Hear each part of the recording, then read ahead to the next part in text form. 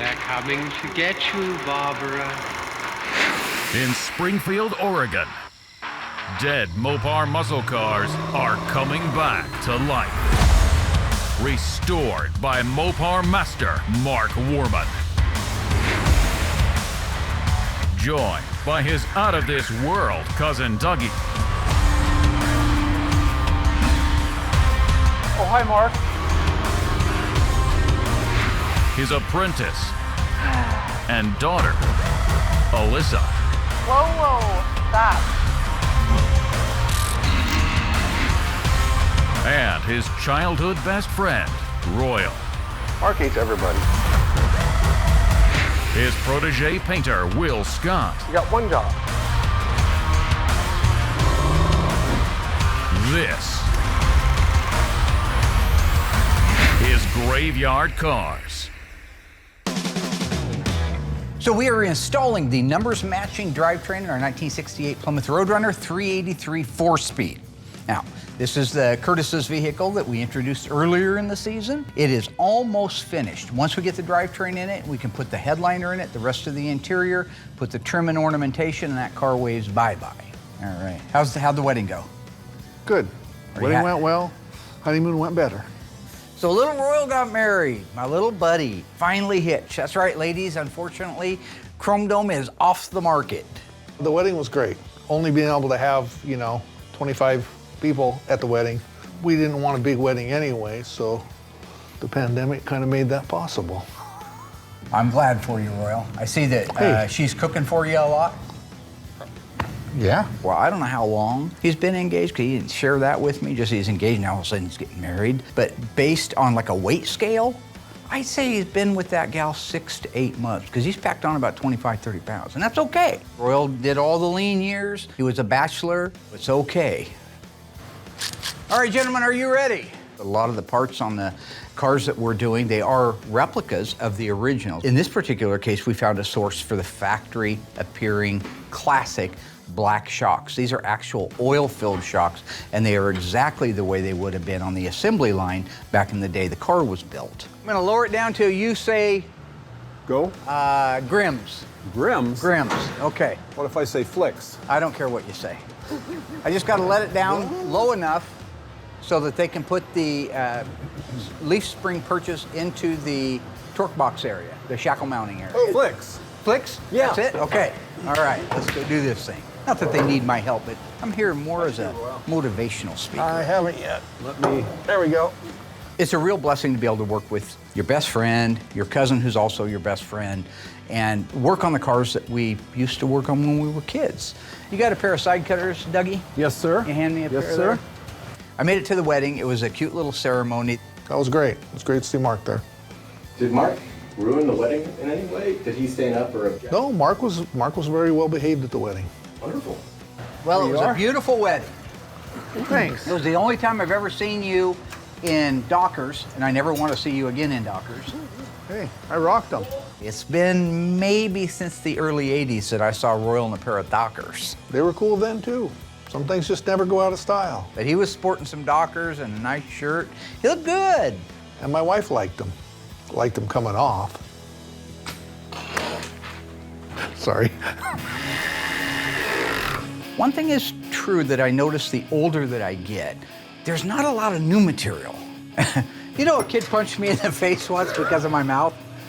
No. I know, you find that hard to believe. I really haven't changed much. Even though I should have learned lessons, and I have learned some, I haven't learned the important ones that keep you from getting your face kicked in. So when I was in 6th grade, I was in Mr. Lamb's class, and I'm looking around, and I catch Doug Y back here over my left shoulder, and he's doing this. He's doing this around. What are you doing, man? Shut up, Warman, he says to me. Well, no, I'm just saying, it's not bright out. Why are you squinting? Shut up, Warman. I'm warning you. But I can't resist. Something inside of me couldn't resist. It was a few minutes later. I did a pass around the room. Old Squintin' Tarantino's back there doing his thing. I said, dude, man, what's with the... And I didn't even get to finish it. Your ass is grass at 3 o'clock. I leave class early. I go out. I walk out the back steps down where the bike rack was. Both tires are flat. He got me. So I take off booking for home, right? And I'm cruising along, I got it. I round the corner, and Doug comes out of the alley, blindsides me, takes me to the ground. I'm laying on the ground with my hands to my side, and he just sized it up, and kabowie, he just not, that's why my honker's over to one side. Valuable lesson that I did not heed. Okay, are you guys lined up? Beautiful. Royal, how you doing, my friend? My follically challenged buddy? Good. Where are you standing Hang behind on me right like that? there, I got it. Yeah. Yeah, no, I'm good. I'm using it like a mirror. Oh, I got you. You know, in the spirit of me and my mouth, I do like to tease people. It's kind of my milieu, if you will. Yeah, look that up later. I think it's like French or something, Italian, Latin. It's torturing people. Now with Royal, he's always had a lot of material for me, okay? Because he's always been bald. Here, push in on that, will you? How is there no stubble? Which way? Back in the pool shooting days, we used to go down to a little place called Tom's Pool Hall. And back then I called him Cue Ball Morton, right? Yeah, he had a few odd nicknames. It's that scary place Mark goes in his brain. In the 80s, Pac-Man, perfectly round head and his lower jaw would move, but nothing else moved on him. So I've always had fun teasing him. It's what I do. I think he likes it. I have no nicknames for Mark that I can use on television. Thank you. Thanks, buddy. Oh yeah, the undercoat's wet. I see that. Got it all over my wedding ring. What's that, one of those diabetic watches? Tells you when you ate too much? No, it's like 10,961 steps I've got today. Where? I'm sorry, I gotta call time out on that. Will's always talking about these steps. Yeah, I did 10,000, I did 20,000, I did 30,000 a day. How? How could you possibly do that? You work 4 hours a day for the school district changing locks. First of all, I don't change locks at the school. Not all the time. What, do you go from Veneta to Eugene on foot? How do you get 30,000 steps in 4 hours? I would love to know the answer to this. Because I'm around here like that Tasmanian devil. Everywhere I go is just a great big hurricane of dust. I'm booking, and I'm getting like 5,000 to 6,000 steps in. As far as my steps go, I have no trouble getting in 10,000 steps a day plus. Like right now, it's 1 o'clock and I'm at, 8,600. I thought I would have more than that. Why are you getting mad? Are you gonna hit a corner of a wall with your knuckle again? Nope, I learned the first time, Mark. We got a lot of old history. Around 1979, my girlfriend at the time, Tammy C., didn't like my Charger, my 70 Charger 3.3 barrels. I drove crazy. It was me or the car, get rid of one of us, so I got rid of my car. Guess what I found the other day? What? True story, honest story, gospel. You know anybody that starts out like that's a lie, right? Yeah. This is true. Anyway, I traded my car in for a 1968 Volkswagen. It was a street bug back then. Had a California kit on it, but I immediately took it home, took all the California stuff off of it, popped the engine out of it. Me and Tammy C's dad rebuilt the engine. We built it up to a 1650 dual port head, dual carburetors, a good running engine. Then we made it into a Baja Bug. I found the spot that we almost rolled the Baja Bug. One of the maiden voyage, I went and picked up Royal and we went up to the track. We go around the back side of the hill and all of a sudden it lost traction and the car just went down. Very, very dangerous moment right there because I couldn't get any traction to go forward. And if you backed up, you're over the side of a cliff. So I just told Royal to hang on. I got out. I mean, obviously, this is no reason for two people to die. And a twist of irony, when I got out, it actually balanced it better. So in a way, I saved his life. Oh, did you? I walked all the way over the top of the hill and down the side, and I could see the old Was that trail. yours or mine? It was my Baja Bug. I just Okay. happened to bail out of it when it got ready to roll with you still in the passenger seat. So he abandoned you in a car. Yes, he did. Mark abandoned me in the car. You know, later I went to town and I got a truck and we went back up there and towed him out. I remember being in the car, it starting to slide, and he got out, and Doug came up and pulled us out. He was pale when I got back. He was real scared, real scared. I came back.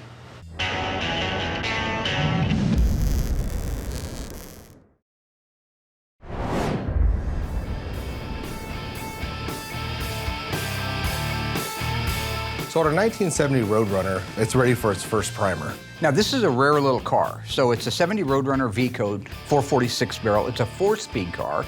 It's FC7 in violet for the Plymouth lineup with a black top and a white reverse stripe on the back end of it. Very attractive car. When it came to us, it was in dire straits. We literally had to replace almost every piece of metal on that car. We did the floors, wheelhouses, inner and outer, trunk floor extensions, rear body panel, trunk gutters, Dutchman panel. Both fenders had to be repaired. They were damaged, but they were originals. They don't make new ones of those, so we repaired those and got those into the paint shop. Both doors were replaced with good donor doors because those original ones were rotten. It was a real rusty car. So once all the metal work is done, completed, looks good, Mark has signed off on it, then it goes right out to the mudroom. We spend more time in the metal shop and less time in the Bondo department. With that being said, nobody metal finishes cars. So using Bondo, everybody does. The amount that you use is the problem. So if the metal work is right, which it always is, goes to the body shop, they'll spend the time doing all their body work, making sure everything's been sanded down, everything's straight, style lines are good. With a good body man, the car doesn't need much. That first coat of primer is like a skim coat of glaze. Any wobbles, any waves, any imperfections, pinholes, because when you body work a whole car, it does get kind of blinding. So it's real important that first coat of primer, you're able to get your first 1 or 2 coats on, take a step back and look for any issues. That way you can put an extra coat of primer if needed. So that way when they go to block it out, those little imperfections, there's enough material on that car to fix it by blocking it out. So after the first primer is done, completed, everything looks great, we like to let the car sit for a week or 2, really dry, make sure there's no swelling, no issues, just let that thing dry, it's so critical. It goes back into the mudroom, and then they can address any issues that maybe we all missed. By blocking the whole car down with like 120 grit, get a great block on it, address any little fine details. Then at that point, it comes back to me, then Noah and I will go over the car, see if it's truly ready, and then we can primer it for the second time.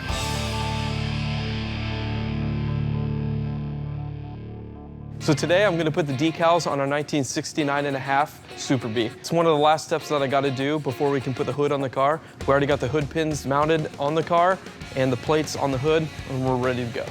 With Justin doing the decals on the hood, there isn't a whole lot left on it. One of the things is going to be the bumblebee stripe still has to go on it. But so far, we've managed just in the last couple of months to get the drivetrain put in, the wheels, the tires, get the exhaust system put in it. The majority of the plumbing, the interior, we've gotten almost everything done on that car. So remember, this is the car that came out of New York, his dad had the car, and his dad passed away, and so as a tribute to his father, he's having us restore it. It's that car. It's the one from all the way back in season 3. Embarrassingly, I have to admit that it's been here that long. But where we are right now is with just another day or 2 of work on it, we're going to be able to call the owner, have him come out and just blow his socks off with this completed 69.5 all numbers matching A12 car in F6 spring green. I love the graphics on the A12 cars. In this case, we've got our Super B, so it gets the huge block lettering that calls out 6-pack. Try to run a tape line. I'm using original pictures to know exactly where this decal goes in space. And it isn't always where you think that they should go. Common sense would say they would be down a little bit, but they were actually quite a ways up on that side profile. So if that's the way they were when they left the factory, that's the way we have to put them now.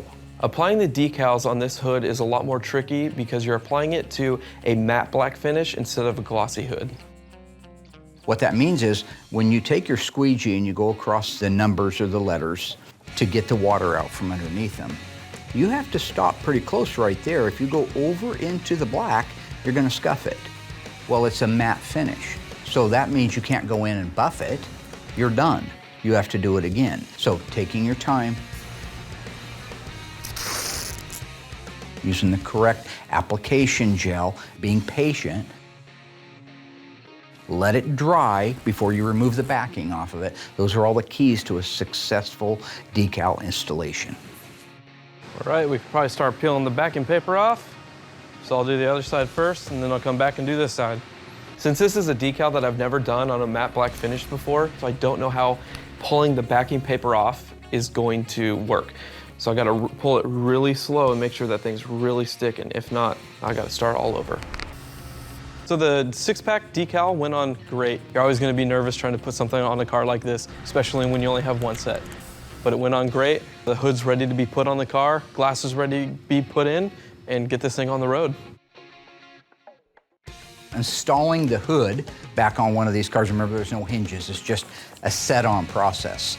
Setting that hood down on there, that's that moment when all of a sudden the rest of the car almost invisibly takes the rest of its shape. It's almost like putting a windshield in. The rest of the lines on the car that you've been looking at forever are completed now. So setting that hood on there, it now becomes that car, that iconic 69.5 Super B.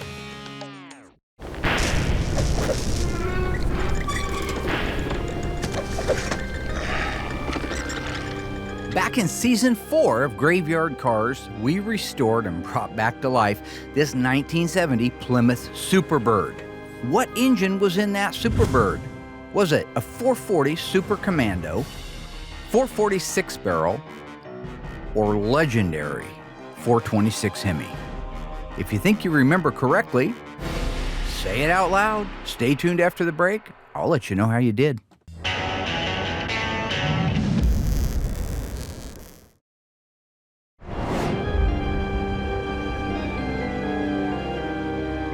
Welcome back, ghouls. How did we do on that one? How's your Graveyard Cars trivia?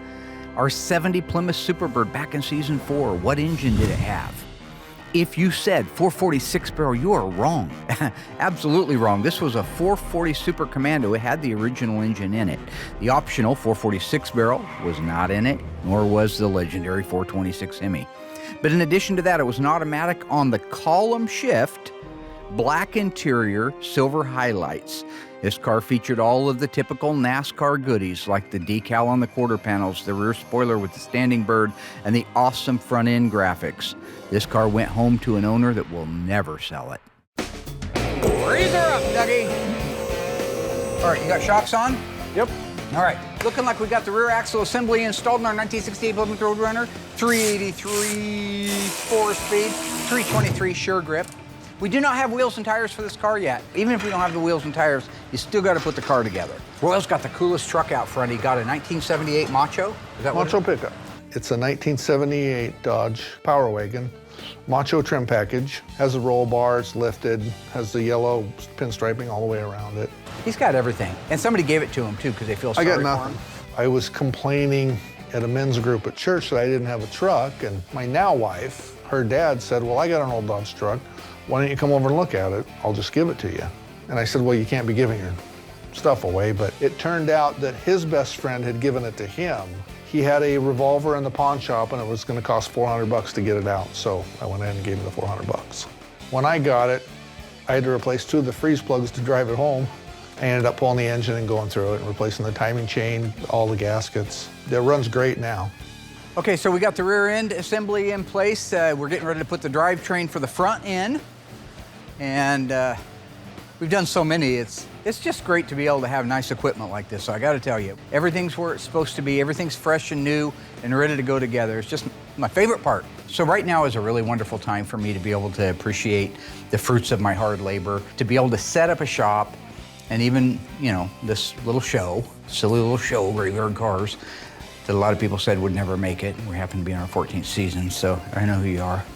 I know. This really is fun for all of us to be back together again, working like we were kids in the best environment and the best tools. We really are having a good time working together again. Who's watching? Let me get my eyeball on this thing. Let me get my micro eye on it. It needs to come over maybe 3/16 of an inch this way. This is a 383, so it's not as wide as the 440s. The K members are all the same width. They're going to be the same width for a Super B as they are going to be for a Cuda. But it's the engine itself that makes the clearance issues. Take out the dipstick. If you don't take this out, it gets destroyed. Dougie likes destroying these. It's one of his favorite things. Mark's always accusing me of being the great dipstick destroyer. You know, I think he really sets me up. You know, I'm trying to focus on something and he comes in and just plows right over the top of me, you know. It's nobody's fault that the dipstick doesn't get pulled. It's not like leaving the fuel lines unhooked all the time, like he says I do. But what he doesn't tell you is before I can get it hooked up, he'll pull me off onto something else, which turns into something else, which turns into something else. And I forgot. Head on down, Rollo. If you look at the exhaust manifold to exhaust manifold all dressed out, a 383 is about 1.25 inches narrower at that point of the exhaust manifolds, and those are what's going to hit those aprons, than a 440 is. Looking good, looking good. That's the difference between the B engine, which is what the 383 is, and the RB engine, which is what the 440, 413, 426 wedge are. RB stands for raised block. They get that because they raise the height of the deck. It's a wider block. Come on down some more roll. I call them roll. You used to call them Rolo, like the candy. Yeah. I don't know where he came up with the name Rolo, other than the candies, little chocolate-covered caramels. They're delicious. Okay, straight down's looking really good here. Good. It was before Congo started shaking everything. Okay, come on down some more. I'm sorry. That's okay. Okay, I've got my back bolt started. Go ahead and pull down on the front up here of the body roll. It's almost like it was choreographed when you work with these guys. So on top of being a lot of fun, it's also very rewarding to be able to knock out putting a drivetrain together in just, an hour. So we have the K-member bolts in place. They're gonna put the transmission cross member in place. Then we'll put the upper control arms on. Then we will be finitoed for now until we get our wheels and tires. Yeah, it's a real great time for me right now to be able to work with these guys. Love it. And now it's a car again. Having this Roadrunner done is something I've been looking forward to for a long time because the gentleman who owns it and bought it brand new, he's a cancer survivor. He's a fighter. I love fighters. So all that's left is to put the torsion bars in, upper control arms in, front shocks, marry those to the aprons, and then all of the drivetrain is basically in. We still have the propeller shaft, drive shaft, but we can do that tomorrow. I want to go for a ride in the passenger seat. I want to be in the passenger seat and watch Mr. Curtis take that car out and row through the gears like he was 16 years old again. That, to me, would be the ultimate payoff for all the work that we've done on that car. So it's all in place now. They'll do the final tighten, torquing, they'll put the assembly line markings on it, and then our drivetrain is completely finished. Good job, guys. Lunchtime? I don't know. Should be. Dinner time? Dinner time?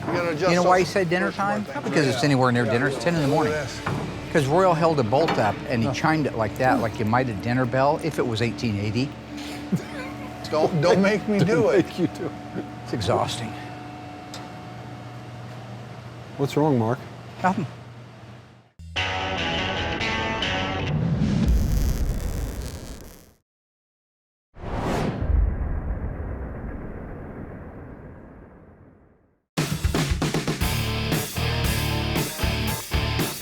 Our Daytona Charger is getting really close to being finished. In fact, in a couple of weeks, we've got the owners coming out to check this car out. So all that's left is installing the dash assembly and a few bolt-on items for the car, getting it aligned, and then that car is finished. The dash assembly, just to remind you, was restored by Instrument Specialties. Everything that you see when you pan across it, the knobs, the buttons, the switches, the levers, the faceplates, the trim, the surrounds, those are all original to the car. They've just been restored. That you have to respect. That's a quality job. So Mark is here to help me install the dash on the Daytona so I can make all the connections, also make sure it's in the right place. So I'll just set this. Yeah, he's rested on the top of the console or somewhere, yeah, on the ground maybe, and then go around and get the other side. Great. We already have the console installed, so we can't just walk through like we normally would do. Okay. God, that's a beautiful dash. Yeah, it looks really good. Love it.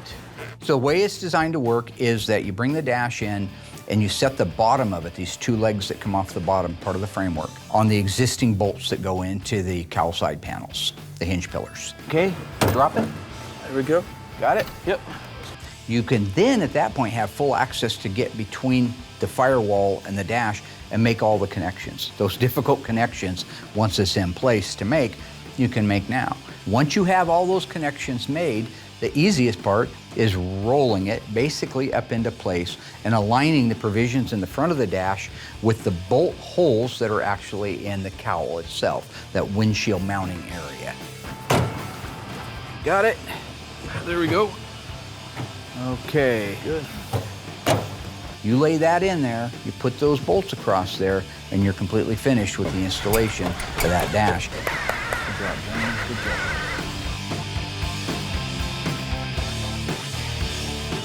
With the dashboard installed, I'm able to get the steering column in.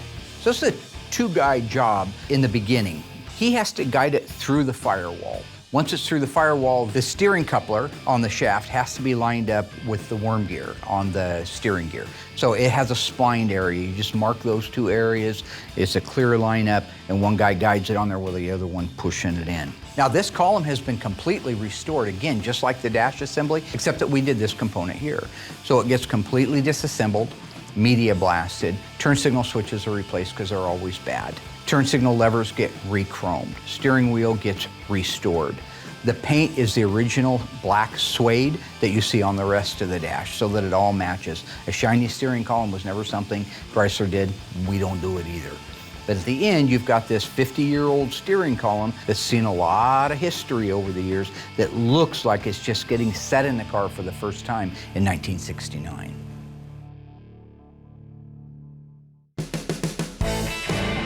I painted our 69 Charger a gorgeous T5 copper poly. Car came out great. We really just took our time, which Mark supports big time. No matter how long it takes, he doesn't care, as long as when I send it to assembly, it's perfect. The color laid out great. I haven't done this color before, not that it's tricky or anything, but it is nice to do a new color. The clear coat laid out great, the cut and buff looks good. So this is just one of those cars that you send over to assembly that you're like, man, I cannot wait to see this car put together, because from top to bottom, the car looks perfect and Mark's in love with it. Until Justin and I took tires and wheels, put it underneath the car with no suspension, then lowered it down like it was like a Pro Mod or something, or a drag car. He didn't like it, but we did. I put pictures on my Instagram if you want to go see. So with that, our 1969 Charger RTSE 440 4-speed is ready to go. Get the vinyl top installed and the headliner.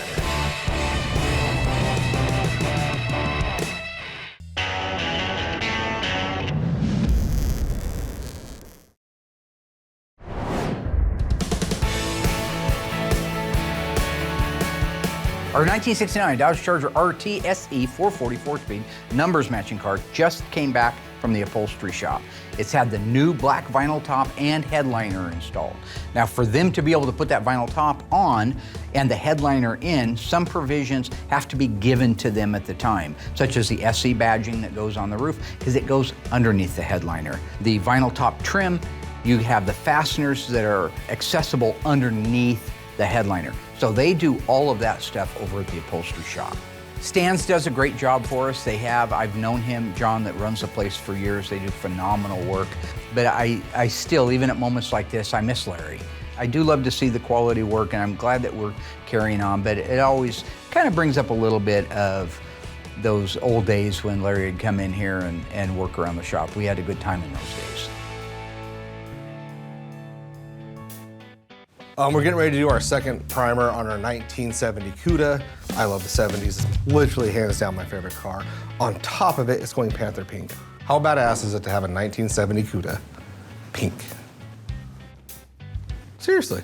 I mean, pink? That's Panther pink FM3 Moulin Rouge is by far my favorite color. I haven't sprayed it before. I'm super excited. And I just think the fact that Mopar did a pink muscle car was crazy back then, and it's crazy now, but you just appreciate what they did so much more. I can't wait to get this car done. But with that being said, we're gonna do our second primer, make sure it all looks good, get it back out of the booth, which I know it'll look good because I've done most of this car myself, and I just care just a little bit more. And not that I don't care about the other people's cars, but this one just really hits home. Get this thing blocked out. Cannot wait to paint this car. The only unfortunate thing about it is the owner is going to assemble it himself. So once we get the body and paint done and it looks perfect, it's going to get shipped out of here, which is actually going to be pretty quick.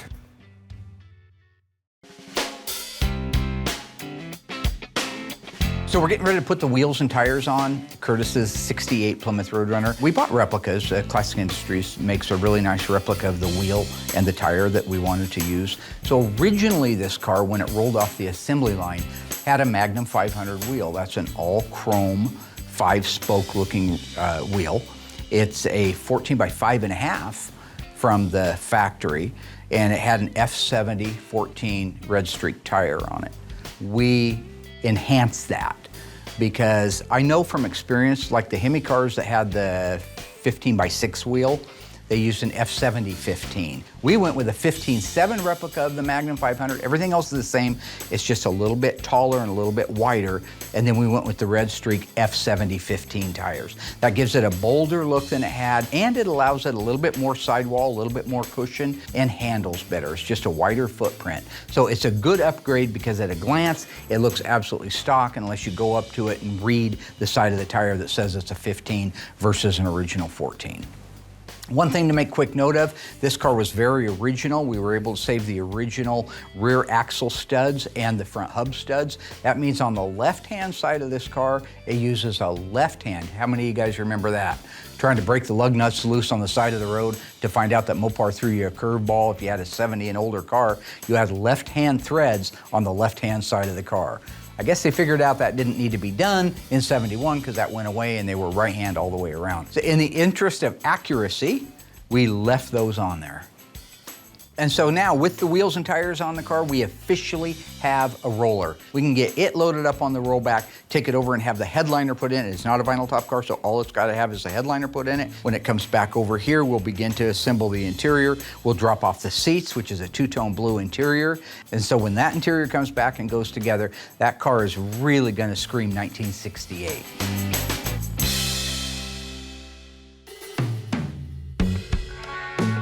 So on the 1970 Roadrunner, the car actually blocked out really well. So it doesn't need, 4 coats over the whole car. Noah's been with me for a little while now. I put him through the ringer because I do with all my new helpers, but he's really stuck it out. He's done a great job. So at this point, with where he's at, I can cut cars loose to him and say primer him. The first couple of cars he did were kind of dry because you could tell he was scared of running it. But on this 1970 Roadrunner, he went in and primed it, and it looks as if I did it. He's got a good technique. It's truly a great job.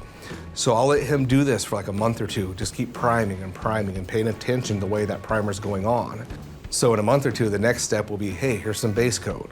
You just keep stepping him through the process, and he sticks with me, so I love it. So at this point, we're probably a couple months away before he'll actually start spraying some color, and then he'll be able to take a step back and say, okay, well, now I get it.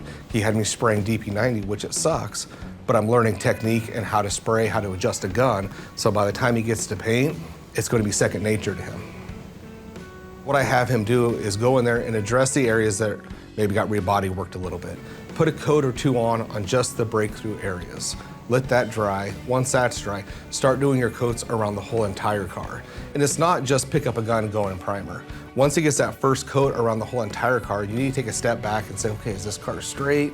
Do we have any issues? Do I need to load it up here a little bit more? It looks like the car came out beautiful from what I can see so far. So at this point, it's just a matter of blocking it down again, and we should be good to go. This car is going plum crazy, which is a gorgeous color. It's one of everyone's, I think, favorite color to do. It's not as exciting for us because we do a lot of that color. But it's a darker color, and it does show sand scratches, body lines that aren't right. It's almost like doing a car black. So, especially knowing it's going that dark of a color, I trust Noah to go in there and do the right steps on the primer job, so when it comes time for the final block, it looks great.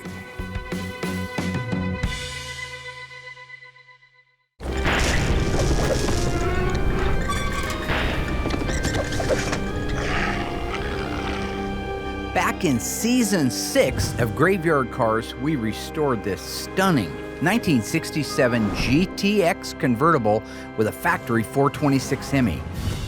True or false, the transmission behind that 426 Hemi was a 4-speed manual. If you think you remember and know the answer, stay tuned after the break. We'll see how you did.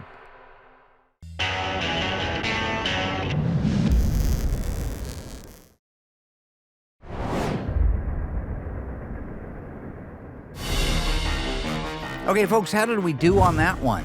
Our beautiful 1967 GTX convertible, 426 Hemi. What was backing that big mill up? If you said a 4-speed manual transmission, you are absolutely right. This is a 4-speed car, one of the rarest ones on the planet today. It also featured a white power convertible top, blue interior with a console shift around that beautiful 4-speed, and one of the richest and most luxurious interiors in Graveyard Cars history.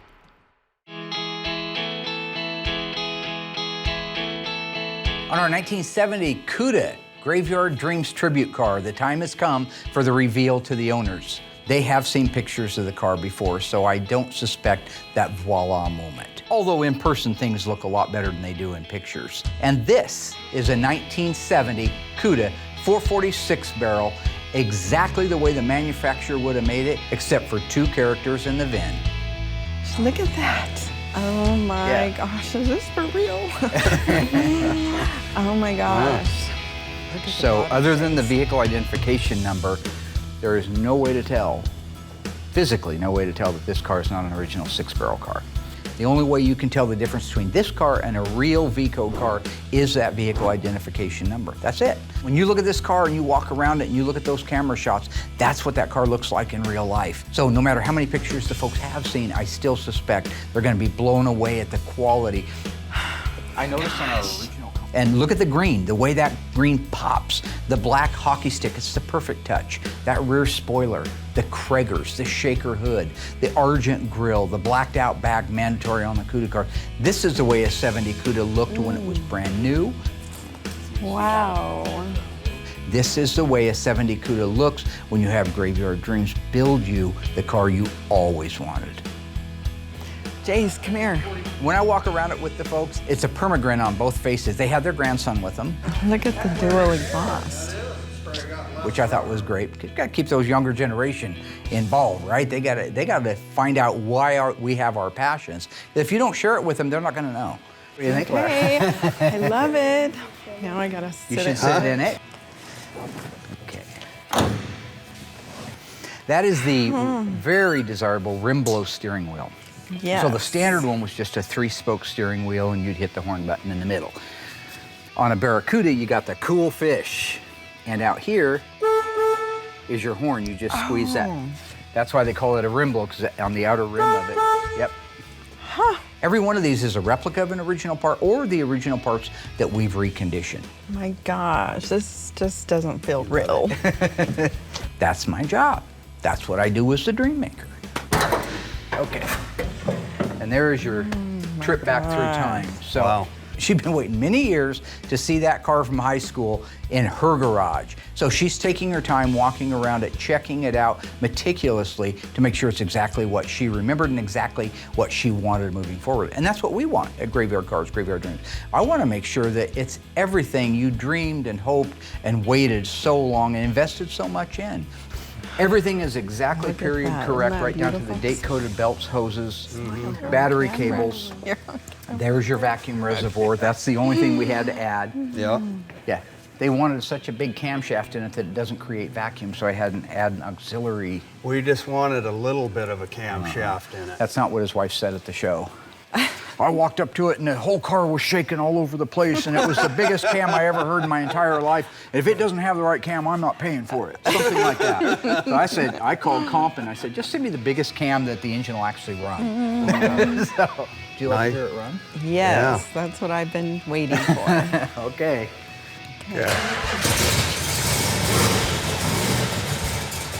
The most critical part of any build is to make sure the car runs and drives as good as it looks. And in the case of our 70 Cuda, it absolutely surpassed all of my greatest hopes. What do you think of that? Tachometer, oil pressure, water temperature, fuel, and charging. And the clock was rebuilt and digitized, so it actually worked.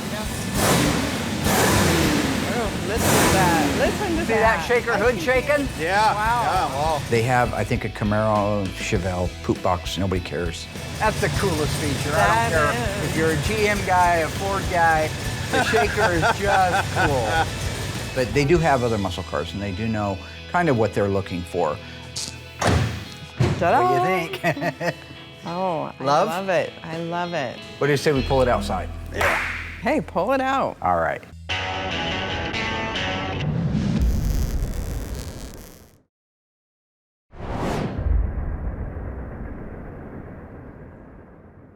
This young man got to come down and go for a joyride in a 70 Cuda 446 barrel tribute car, which I, as a kid, would have absolutely loved. You ready to go for a ride, Jace? Hey, here we go, Jace. It's a close ratio transmission, really nice. Yeah. Isn't that nice? Different than the Camaro. Yeah, that's why I think Jim wanted it.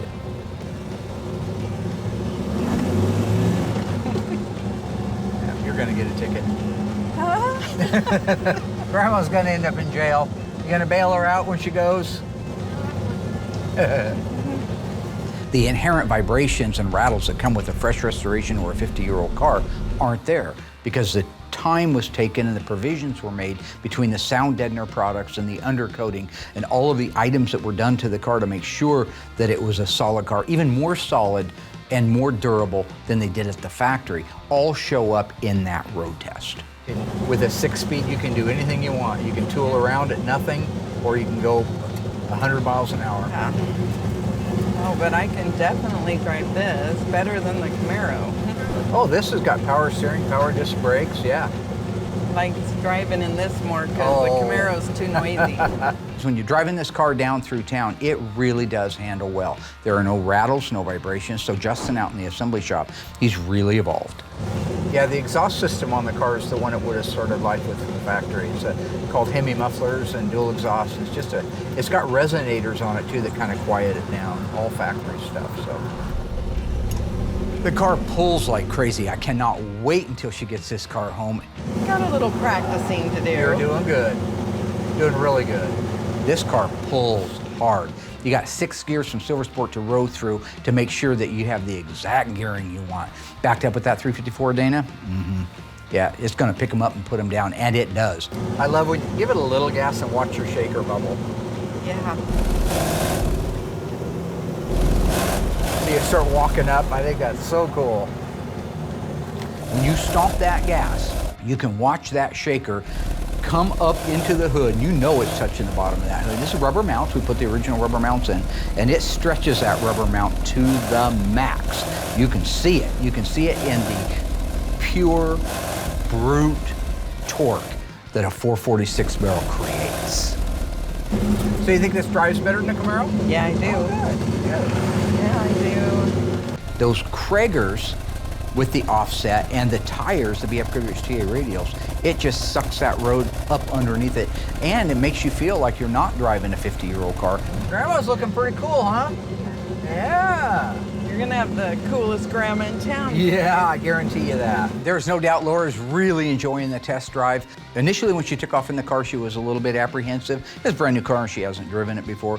But by the second block, she was able to row through the gears. She was standing on it a little bit, watching that shaker come up, feeling that torque that's so exciting. When we got back, I just knew that we had done our job well. The smiles, her grandson was absolutely loving it, sitting in the back seat. Jim was as proud as could be that his wife finally got her dream. So in the end, when you're loading up one of these cars for the owners and you know that they're going to enjoy it for many decades, the way we do our cars, it'll be around past their time, probably past their kids' time. That's why we take the steps that we do to make sure that car can become an heirloom. But knowing that is my sense of satisfaction and self-worth, that I brought the car back from the dead, I fulfilled a dream, and I did it all while having a blast. Well, and getting paid for it. You know what I'm saying? Bunsen burners, nice little earners. Coin.